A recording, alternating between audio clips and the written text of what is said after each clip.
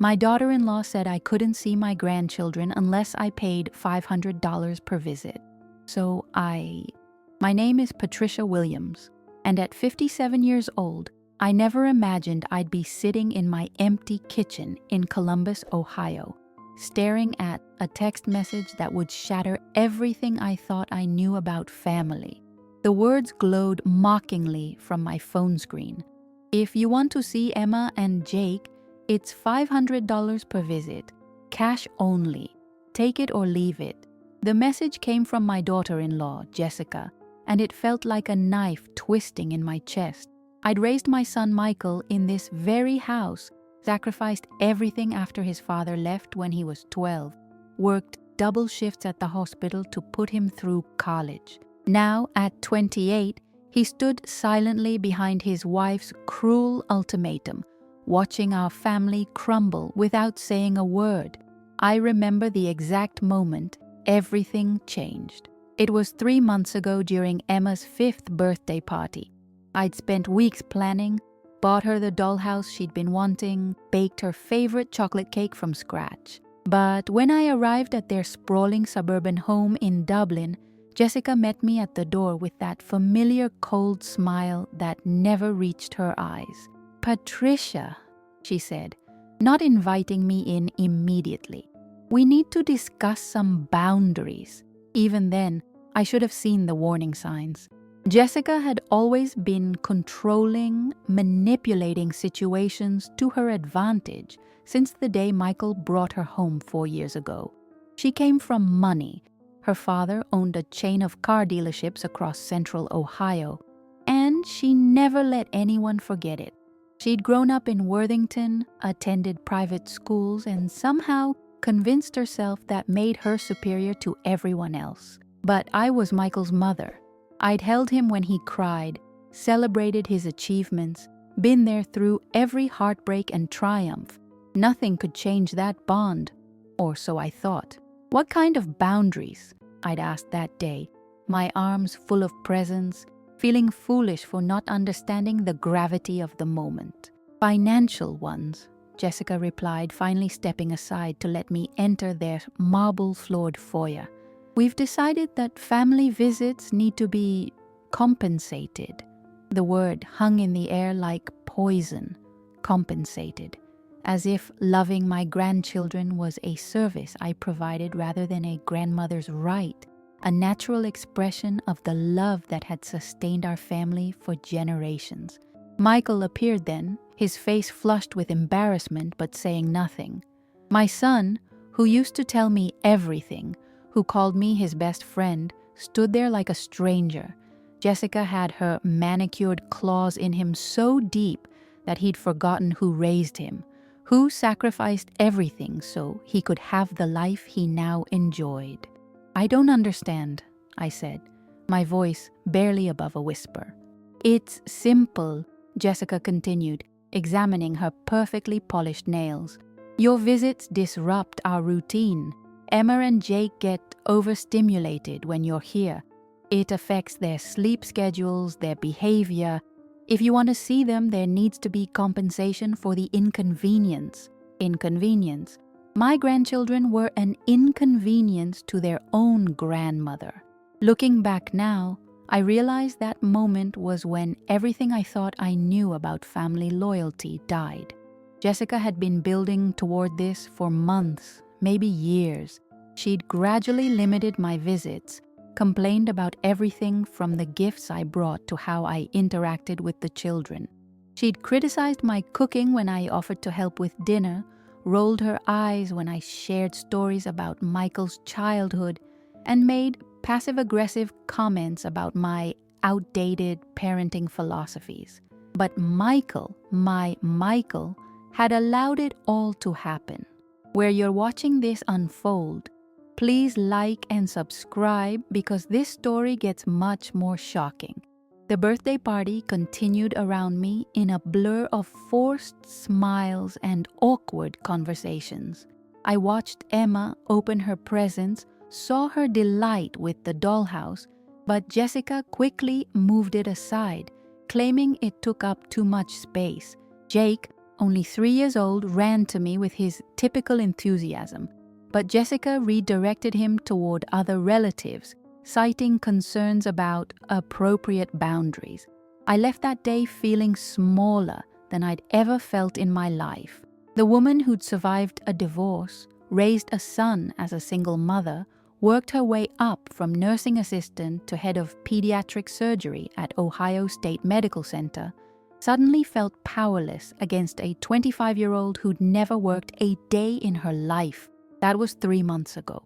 Since then, Jessica's demands have only escalated. First, it was subtle suggestions that I call before visiting. Then it became mandatory appointments scheduled at her convenience. Now, it's cash payments like I'm hiring a babysitter to spend time with my own flesh and blood. The worst part isn't the money, though $500 per visit would strain my budget significantly. It's what the demand represents: the complete commoditization of familial love, the transformation of grandparenthood into a luxury service that must be purchased rather than a relationship that should be cherished. I've replayed countless conversations, searching for clues about how we arrived at this moment. Jessica always portrayed herself as the victim, claiming I was too involved or overwhelming. She painted Michael as needing protection from his overbearing mother, positioning herself as his savior rather than the manipulator she'd become. But tonight, sitting in this kitchen where I raised my son, where we shared countless meals and conversations, I'm beginning to see the pattern. Jessica didn't just want to limit my access to the grandchildren, she wanted to eliminate it entirely. The $500 demand isn't really about money, it's about creating an impossible barrier, betting that I'll walk away rather than pay such an outrageous fee. She underestimated me completely. The manipulation didn't start with the money demand. Looking back now, I can trace Jessica's campaign to erase me from my grandchildren's lives to the very beginning of her relationship with Michael. It was so subtle, so expertly executed, that I barely noticed until it was almost too late. It began with small comments during family dinners. "Oh, Patricia, you don't need to bring anything. I've got everything handled." Then it escalated to suggestions about my behavior. "The children get so excited when you visit. Maybe you could tone down the energy a bit?" She'd say these things with a sweet smile, always framing her criticism as concern for the children's well-being. Michael, bless his heart, was completely blind to it. He was so smitten with Jessica, so grateful that someone from her social circle had chosen him, that he interpreted her controlling behavior as caring. When I tried to discuss my concerns with him, he dismissed them as mother-in-law jealousy or suggest I was being too sensitive. The pattern became clearer after they married 2 years ago at the Scioto Country Club. Jessica insisted on a small ceremony, claiming they wanted something intimate. But intimate apparently didn't include Michael's mother having any input whatsoever. I wasn't consulted about the guest list, the menu, or even the date. I found out about most of the details through other family members, if at all. "It's Jessica's day," Michael explained when I expressed hurt about being excluded from the planning. "She has very specific ideas about how she wants everything." Jessica's specific ideas, I learned, consistently involved minimizing my presence and influence. At the reception, I was seated at a table with distant relatives I barely knew, while Jessica's parents held court at the head table like visiting royalty. When it came time for toasts, I wasn't invited to speak, though Jessica's father delivered a 20-minute speech about his daughter's accomplishments and bright future. After Emma was born, the control tactics intensified.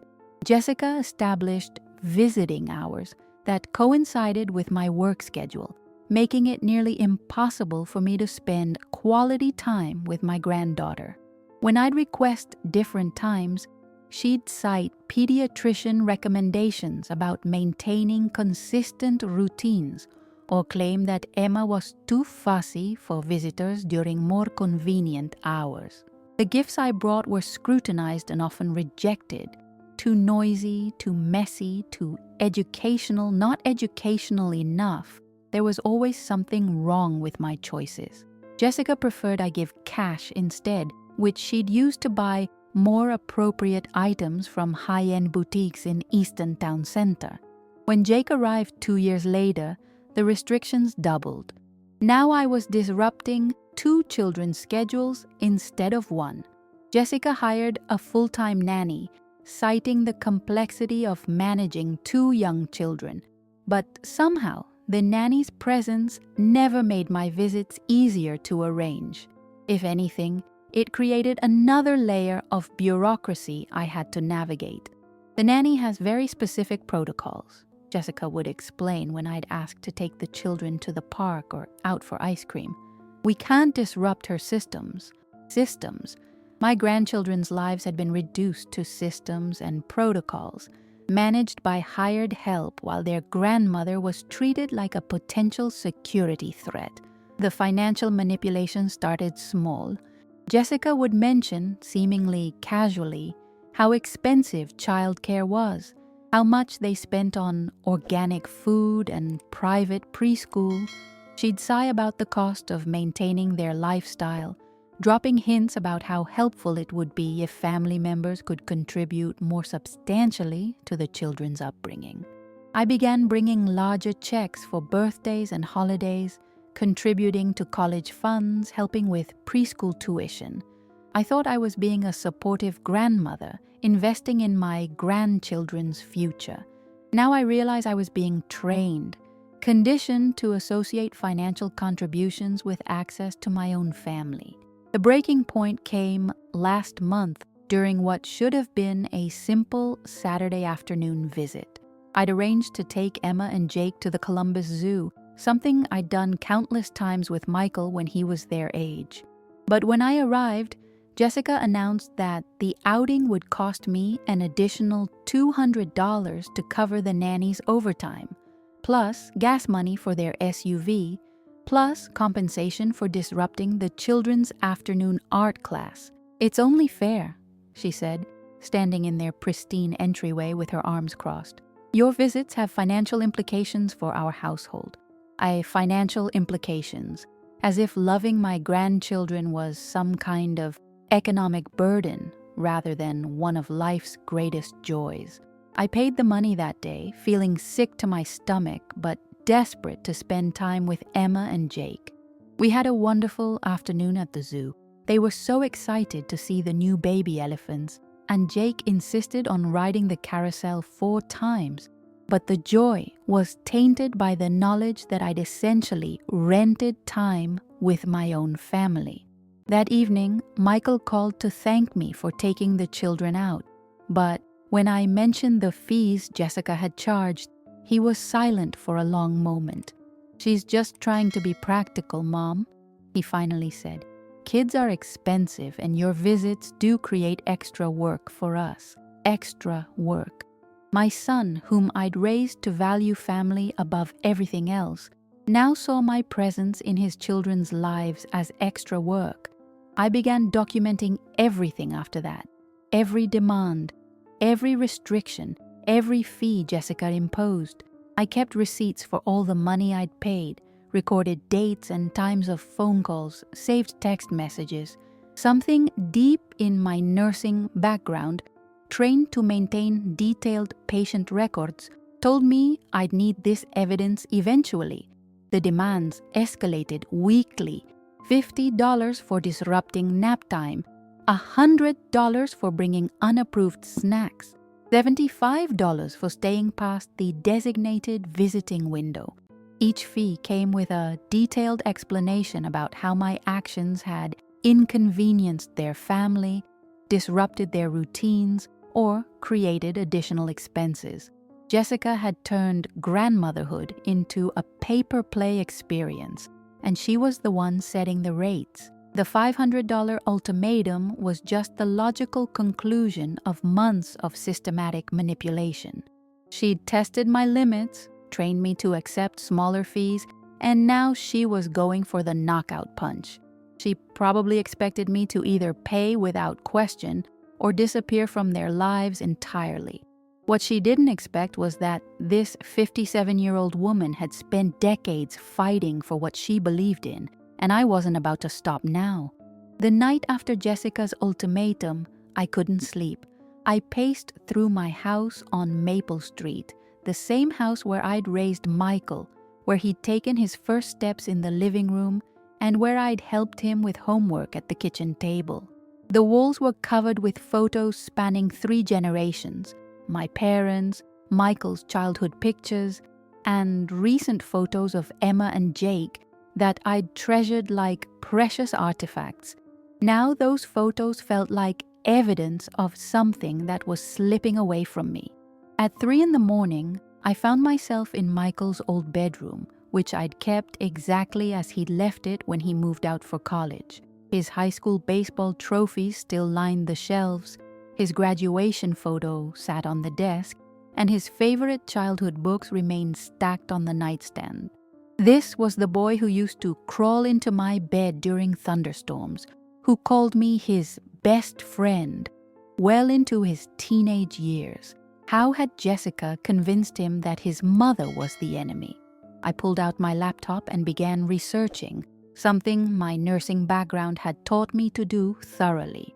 What I discovered made my blood run cold. Jessica's behavior fit textbook patterns of parental alienation and financial abuse. There were support groups online filled with grandparents sharing remarkably similar stories, daughters-in-law who gradually isolated their husbands from their families, who used grandchildren as leverage for money and control. But it was a legal advice forum that provided the piece of information that changed everything. I learned about grandparents' rights laws in Ohio, which granted legal standing for grandparents to petition for visitation under certain circumstances. More importantly, I discovered that documenting patterns of manipulation and financial coercion could be crucial evidence in such cases. Every receipt I'd saved, every text message Jessica had sent, every demand she'd made, it all potentially constituted a legal record of her systematic campaign to extort money from me.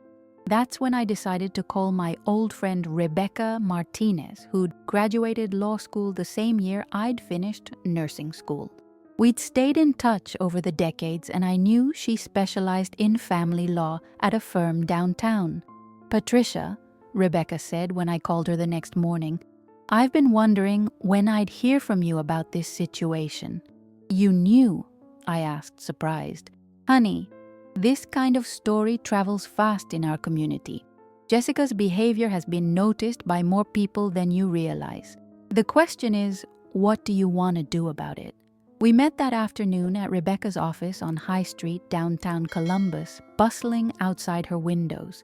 As I laid out everything that had happened, the gradual restrictions, the escalating fees, the complete transformation of my relationship with my son and grandchildren, Rebecca took detailed notes. "This is textbook emotional and financial abuse," she said when I finished. "The fact that she's demanding cash payments to see your grandchildren is particularly damaging to her case. It suggests she views your relationship with them as transactional rather than familial." "But Michael supports her," I said, feeling the familiar weight of defeat. "He'll side with his wife." Rebecca leaned back in her chair, studying me with the sharp intelligence that had made her one of Columbus's most respected family attorneys. "Patricia, I've known you for 30 years. You fought your way through nursing school as a single mother, built a career that saved countless children's lives, and raised a son who became a successful accountant. When did you start believing you were powerless?" Her words hit me like a physical blow. She was right. I'd been so focused on preserving peace, on not rocking the boat, that I'd forgotten who I was. I'd allowed Jessica to frame the narrative, to position me as the problem rather than recognizing her behavior as the real issue. "What are my options?" I asked. Several, Rebecca replied, pulling out a legal pad. First, we can file for grandparents' visitation rights. Ohio law recognizes that children benefit from relationships with their grandparents, and courts can order visitation even over parental objections under certain circumstances. What circumstances? Well, if we can prove that Jessica's restrictions are harmful to the children, or that she's interfering with your relationship for reasons unrelated to their well-being, like financial gain, that strengthens our case significantly. Rebecca explained that the evidence I'd been collecting was more valuable than I'd realized. The pattern of escalating fees, the arbitrary restrictions, the transformation of family visits into financial transactions, it all painted a picture of someone using children as leverage for monetary gain. There's something else, Rebecca continued. I've been hearing rumors about Jessica from other sources. Apparently, this isn't the first time she's created conflict within families for financial benefit. She pulled out a file folder and extracted several documents. Do you remember Jessica's previous relationship before she met Michael? I shook my head. Michael had mentioned that Jessica had dated someone else seriously before him, but he'd never provided details. She was engaged to a man named David Chen, whose family owns several restaurants in the short north. The engagement ended abruptly after Jessica made increasingly unreasonable financial demands on his family. Sound familiar? The revelation hit me like lightning. Jessica's behavior with our family wasn't unique or spontaneous. It was a calculated pattern she'd used before. She targeted men from middle-class families, used her own family's wealth to create feelings of inadequacy, then exploited those insecurities to extract money and control. David's mother, Mrs. Chen, might be willing to testify about their experiences, Rebecca continued. She's been warning other families about Jessica's tactics for years. I felt something shift inside me, like tectonic plates moving deep beneath the Earth's surface. For months, I'd been reacting to Jessica's demands, trying to accommodate her restrictions, accepting her framing of me as the problem. But she was the one with the pattern of manipulative behavior. She was the one who had a history of using family relationships for financial gain.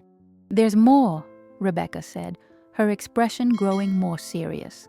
I've also learned that Jessica has been telling people around town that you're financially dependent on them, that you've been demanding money from Michael and making unreasonable claims on their resources. The room seemed to spin around me. That's the complete opposite of the truth. Exactly. She's been creating a narrative that positions you as the financially manipulative one, probably to cover her own tracks. Classic projection, accuse others of the behavior you're actually engaging in. This was the moment I realized I'd been fighting a war without knowing it. While I'd been trying to preserve family harmony and maintain relationships, Jessica had been systematically destroying my reputation and poisoning my relationship with my son. She'd been playing chess while I'd been playing checkers, and I'd been losing badly, but now I knew the game she was playing. What do we do? I asked Rebecca. We fight back, she said simply. We gather all the evidence, we document everything, and we expose her behavior for what it really is. But Patricia, you need to understand, this won't be easy. Michael might not thank you initially. Jessica won't go down without a fight. I thought about Emma and Jake, about the joy in their faces when they saw me, about the bedtime stories I used to read to them before Jessica's restrictions made sleepovers impossible. I thought about the legacy I wanted to leave, the kind of grandmother I wanted to be remembered as. I'm ready, I said, and for the first time in months I truly was. The next 3 weeks transformed me from a defeated grandmother into a woman with a mission. Rebecca had given me a detailed plan of action, and I threw myself into it with the same intensity I'd once brought to managing critical patients in pediatric surgery. First, I reached out to Mrs. Linda Chen, David's mother, who agreed to meet me at a small cafe in German Village. She was a petite woman in her early 60s with kind eyes that held a familiar pain when she spoke about Jessica. "I tried to warn people," she said over coffee, her voice heavy with regret. "But Jessica is very convincing, very good at making herself seem like the victim." Mrs. Chen's story was eerily similar to mine. Jessica had gradually restricted David's contact with his family, complained about their interference, and began demanding financial contributions for increasingly arbitrary reasons. The breaking point came when she insisted that David's parents pay rent for the apartment David shared with her, claiming their visits disrupted her work-from-home schedule. "What work?" I asked. "Exactly," Mrs. Chen replied. "She never worked. Her parents supported her completely, but somehow our son was supposed to compensate her for the inconvenience of maintaining a relationship with his own family." The engagement ended when David finally realized what was happening, but not before Jessica had extracted nearly $15,000 from his family through various fees and demands. She'd also spread rumors throughout their social circle that the Chens were controlling and financially manipulative, the same narrative she was now using against me. "I have documentation of everything," Mrs. Chen said, sliding a folder across the table. "Bank records, text messages, emails. I never threw anything away because I knew someday someone would need to see the pattern." Armed with this new evidence, I began reaching out to other families in Jessica's orbit. What I discovered was a network of people who'd experienced variations of her manipulative behavior. Michael's college friends who'd been gradually excluded from his life after he started dating Jessica. Neighbors who'd been subjected to unreasonable complaints about noise, parking, or property lines. Even the children's former babysitter, who'd been fired after Jessica accused her of inappropriate bonding with Emma and Jake. The babysitter, Sarah Martinez, no relation to my attorney Rebecca, was particularly revealing. She'd cared for the children during their first 2 years and had witnessed Jessica's increasing hostility toward me firsthand. "She would get angry when the kids talked about you," Sarah told me during a phone conversation. "If Emma mentioned something Grandma Patricia had done or said, Jessica would cut her off and redirect the conversation. She also made really nasty comments about you when you weren't there." "What kind of comments?" "She'd call you needy and manipulative. She said you were trying to replace her as the children's primary female influence. But the weird thing was she'd say all this while counting the money you'd given them. She kept a spreadsheet of every gift and contribution you made." A spreadsheet. Jessica had been tracking my financial contributions like some kind of business transaction, probably planning to use them as evidence of my supposed manipulation, while simultaneously benefiting from my generosity. Meanwhile, I'd been documenting my own evidence meticulously. Every text message Jessica sent about fees and restrictions went into a special folder on my phone. I photographed receipts from all the money I'd paid, noting dates and Jessica's stated reasons for each charge. I created a timeline showing how the demands had escalated from small requests to the current $500 ultimatum. Rebecca reviewed everything with professional thoroughness. "This is actually better than I hoped," she said during one of our weekly meetings. "The pattern is so clear, so well documented that it's almost impossible to dismiss as coincidence or misunderstanding. But the most crucial piece of evidence came from an unexpected source. My own son. I'd been avoiding direct confrontation with Michael, following Rebecca's advice to gather facts before forcing any conversations. But Michael called me one evening sounding stressed and confused. "Mom, I need to ask you something," he said without preamble. "Jessica says you've been demanding money from us threatening to cut off contact if we don't pay for things. Is that true? My heart broke a little more. Jessica had been so thorough in her manipulation that she'd convinced my own son I was the one making unreasonable financial demands. Michael, I said carefully, have I ever asked you for money? Ever? In your entire life? There was a long pause. No, he admitted. Actually, you've always been the one giving money to us. Then why would you believe I would start demanding money now? Another pause. Longer this time. Jessica showed me some texts, but they didn't really make sense when I thought about it.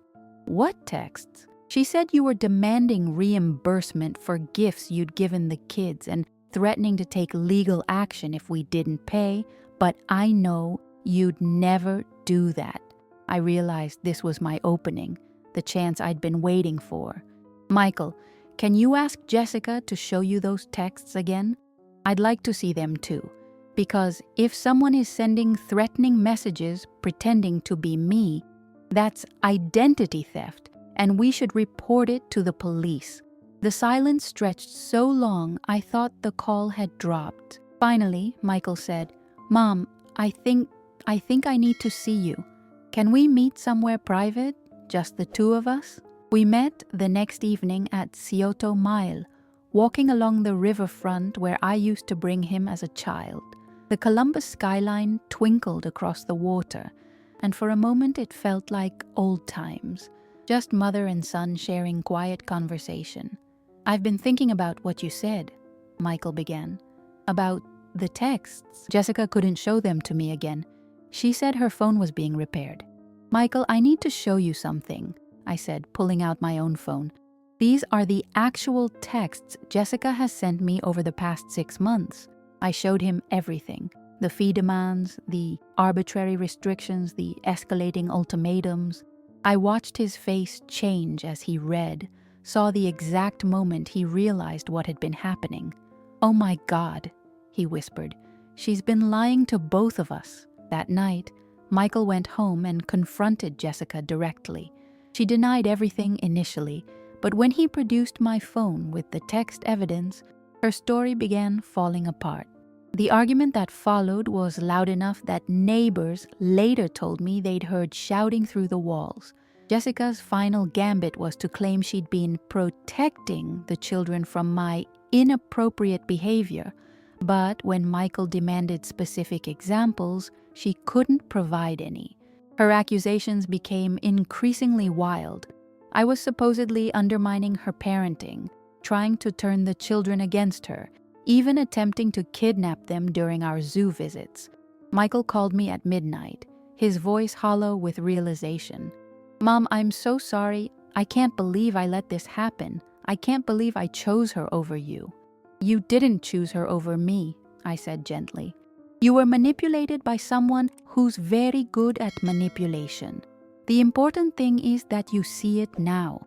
But Jessica wasn't finished. When she realized Michael was no longer under her complete control, she escalated to her nuclear option.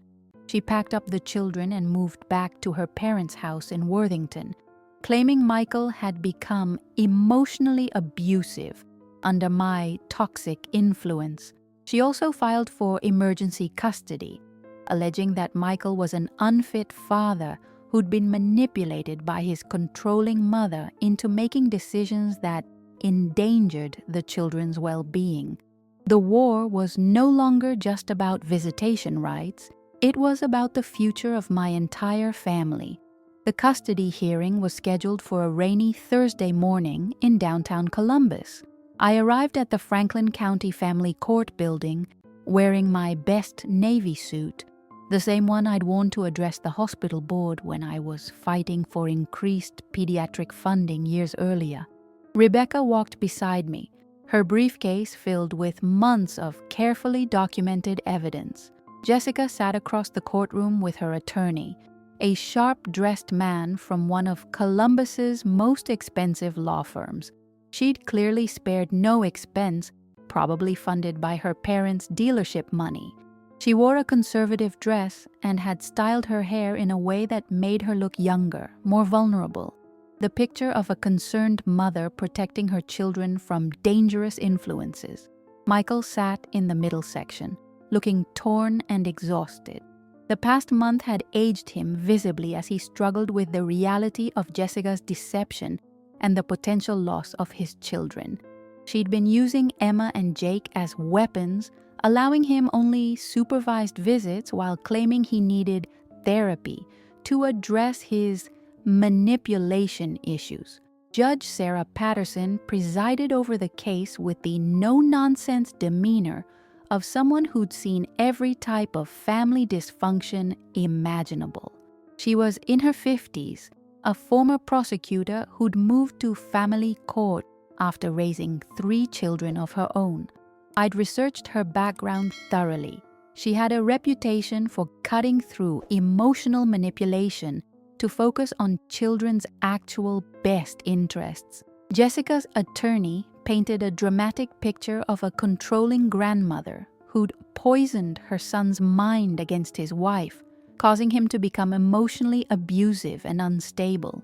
They claimed I'd been making unreasonable demands for money and access to the children, threatening legal action when denied. Mrs. Williams has demonstrated a pattern of boundary violations and financial manipulation, the attorney argued.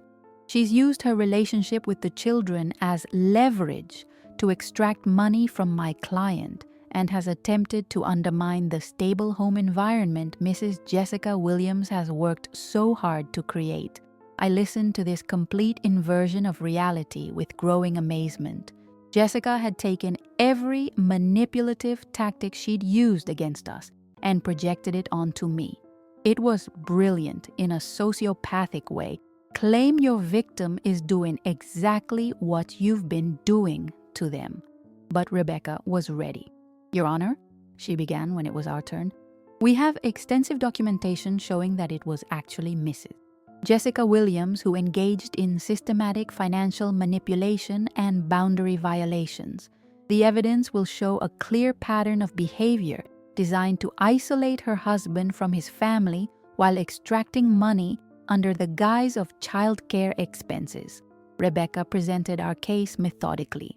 First, the timeline of escalating demands, showing how Jessica had gradually increased fees and restrictions over nearly 2 years. Then, the documentation from Mrs. Chen about Jessica's identical behavior in her previous relationship. Finally, testimony from Sarah Martinez about Jessica's hostile comments toward me and her spreadsheet tracking my financial contributions. The turning point came when Rebecca played a recording Michael had made during his final confrontation with Jessica. In Ohio, single-party consent recordings are legal when one person in the conversation agrees to it, and Michael had been wearing a small recording device during their argument. Jessica's voice filled the courtroom, cold and calculating, as she admitted to the fee structure. Of course I charged her money. She was disrupting our lives, and I deserve compensation for that inconvenience. Besides, she has plenty of money. What else is she going to spend it on at her age? But the most damaging moment came when she discussed her strategy openly. I knew if I made it expensive enough, she'd eventually give up and leave us alone. Old people are weak. They won't fight for anything if you make it cost them enough. The courtroom was silent as the recording played. Even Jessica's expensive attorney looked uncomfortable as his client's voice revealed her true motivations. Judge Patterson asked Jessica to respond to the recording. Watching her scramble for explanations was almost painful. She claimed the recording was taken out of context, that she'd been stressed and didn't mean what she'd said, that Michael had trapped her into saying things she didn't believe.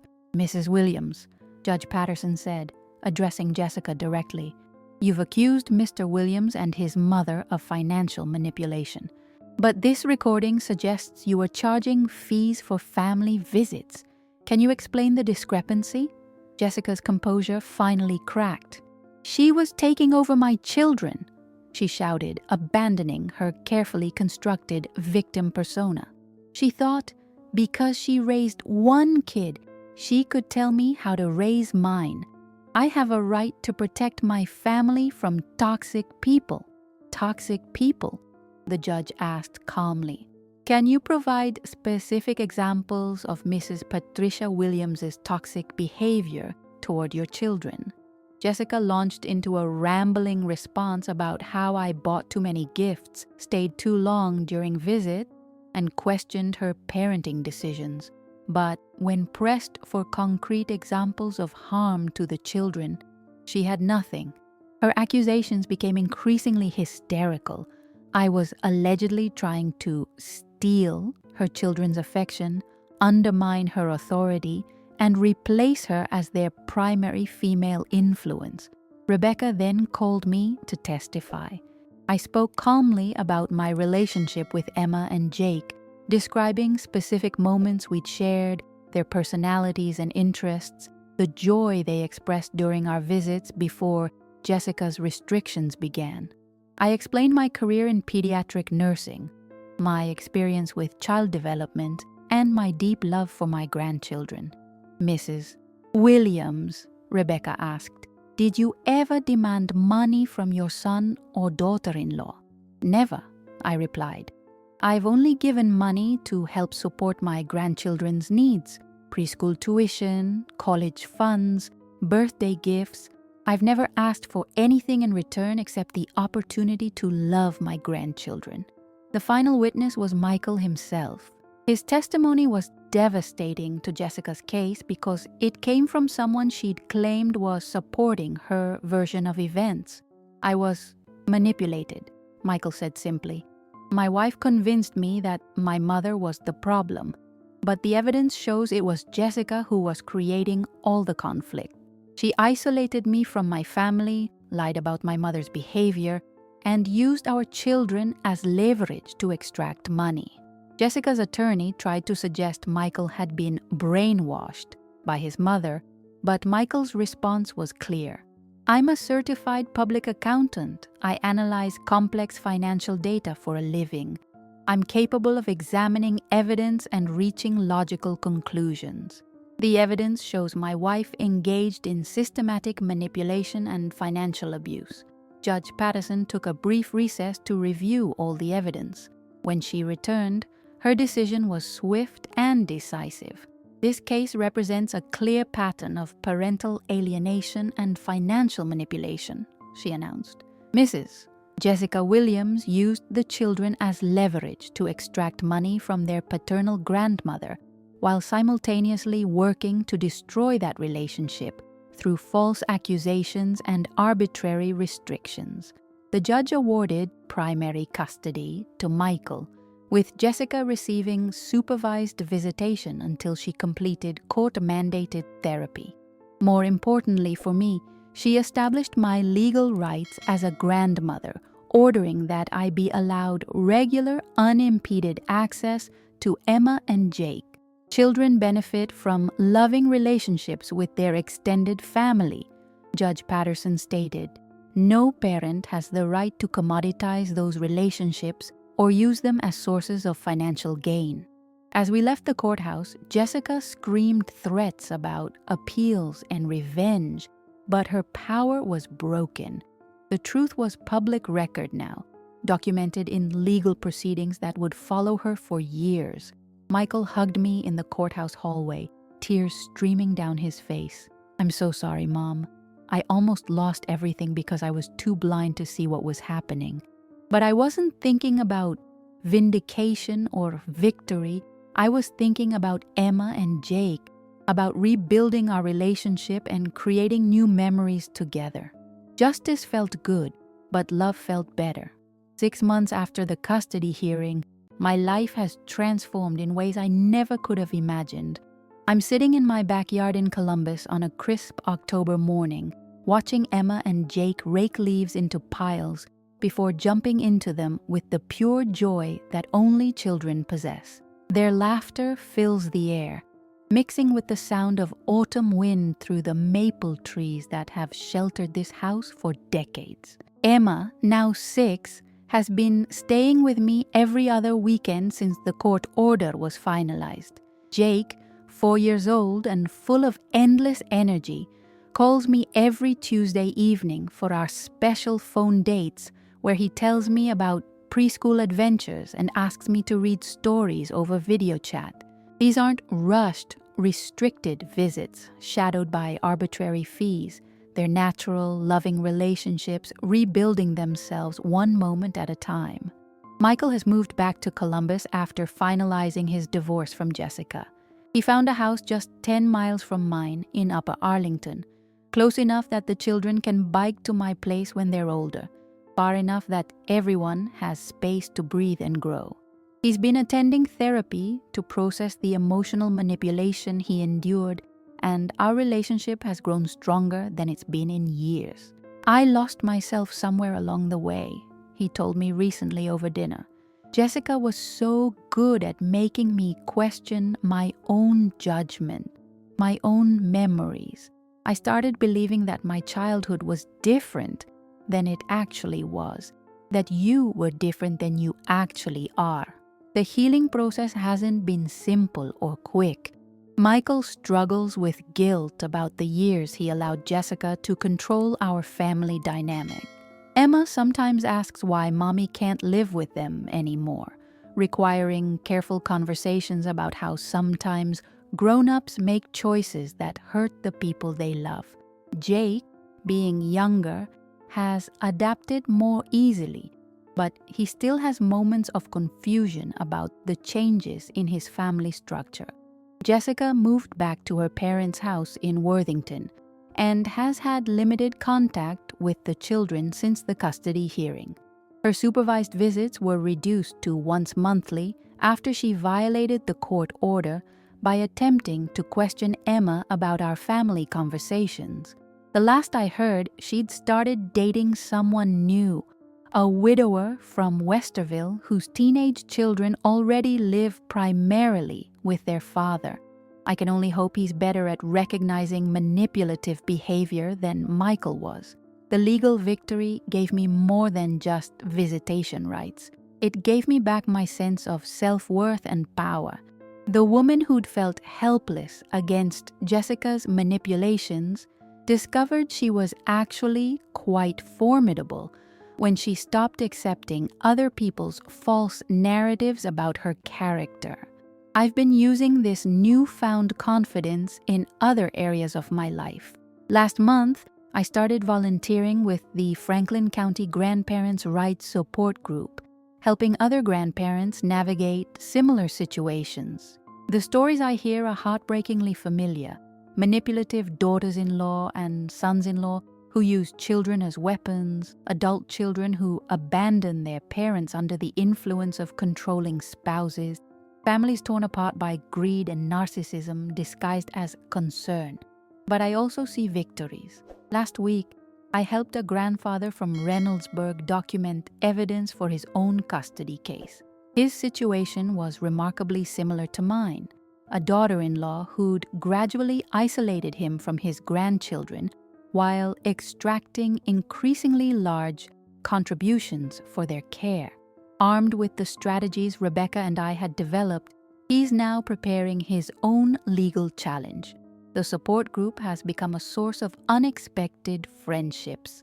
Mrs. Chen and I have grown particularly close, bonding over our shared experience with Jessica's manipulation and our mutual commitment to protecting other families from similar predators. We've started giving presentations at senior centers and community groups about recognizing and responding to parental alienation tactics. Knowledge is power, Mrs. Chen says during our talks. Jessica succeeded with us for as long as she did because we didn't understand what we were dealing with. But once you recognize the pattern, you can fight it effectively. My relationship with Emma and Jake continues to deepen. Emma loves hearing stories about Michael's childhood, especially the ones about his adventures in this same backyard where she now plays. She's developed a passion for cooking, and we spend Saturday mornings making elaborate pancake breakfasts with faces made from berries and whipped cream. Jake has inherited his father's love of building things, and my garage has become our workshop where we construct elaborate Lego cities and cardboard rocket ships. These moments feel precious in a way they never did before Jessica's restrictions. I don't take for granted the simple pleasure of reading bedtime stories, of having sticky hugs after ice cream outings, of being called Grandma Patricia with genuine affection rather than performed politeness. Michael has started dating again, carefully and thoughtfully. He's much more aware now of red flags in relationships, more confident in maintaining boundaries with potential partners. "I'm not rushing into anything," he told me. "Emma and Jake have been through enough changes. The next person I bring into their lives will have to earn that privilege." My own social life has expanded beyond what it's been in years. The confidence I gained from successfully fighting Jessica's manipulation has made me more willing to engage with new people and experiences. I've joined a book club at the Worthington Library, started taking watercolor classes at the community center, and even begun cautiously dating a retired doctor I met through the hospital's alumni network.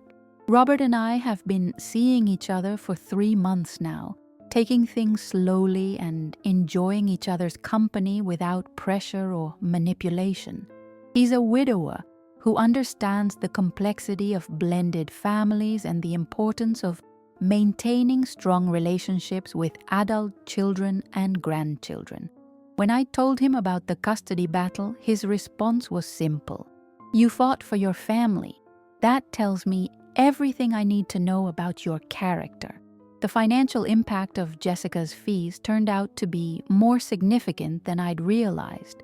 When I calculated everything I'd paid over 2 years, visiting fees, disruption charges, compensation for inconveniences I never actually caused, it totaled nearly $8,000. Money I'd saved for retirement, for emergency medical expenses, for leaving something meaningful to Emma and Jake had been systematically extracted through emotional blackmail. But I've recovered financially as well as emotionally. The legal fees were substantial, but Rebecca worked with me on payment plans and considered much of our preparation work pro bono because of the precedent value of the case. More importantly, I'm no longer hemorrhaging money to arbitrary demands and manipulative fees. The house feels alive again in ways it hasn't for years. Emma's drawings decorate my refrigerator, Jake's toy cars line up on my windowsills, and Michael stops by several evenings a week for dinner and conversation. We're rebuilding traditions that Jessica had systematically dismantled. Sunday morning pancakes, Halloween costume planning, Christmas cookie decorating marathons. Looking back on this experience, I understand now that Jessica's manipulation was only possible because I allowed it to happen. Not because I was weak or stupid, but because I prioritized family harmony over family truth. I was so afraid of conflict, so determined to keep everyone happy, that I enabled behavior that was ultimately destructive to everyone involved. The woman I am today wouldn't accept Jessica's first arbitrary restriction, let alone escalate to paying fees for family visits. I've learned to trust my instincts to speak up when something feels wrong, to demand evidence for claims that don't align with my experience. If you're watching this story and recognizing patterns in your own family relationships, please know that you don't have to accept manipulation disguised as concern. You don't have to pay fees to love your grandchildren. You don't have to earn access to relationships that should be freely given and joyfully shared. Like and subscribe to follow more stories of family resilience and personal empowerment, because every grandmother deserves to be treated with dignity and respect. Tonight, Emma and Jake will sleep over at my house for the first time in over a year. We'll make popcorn and watch movies, read stories until they fall asleep, and wake up to homemade waffles and fresh orange juice.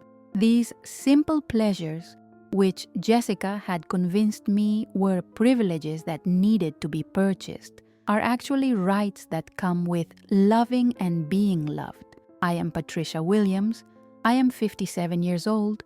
I am a grandmother, a mother, a retired pediatric nurse, and a woman who learned she was stronger than she ever imagined. I fought for my family and won, not just in court, but in all the ways that matter most. And every day, surrounded by the laughter of my grandchildren and the love of my son, I remember that some battles are worth fighting, no matter how long they take or how much they cost. Love always wins in the end, but sometimes you have to fight to prove it.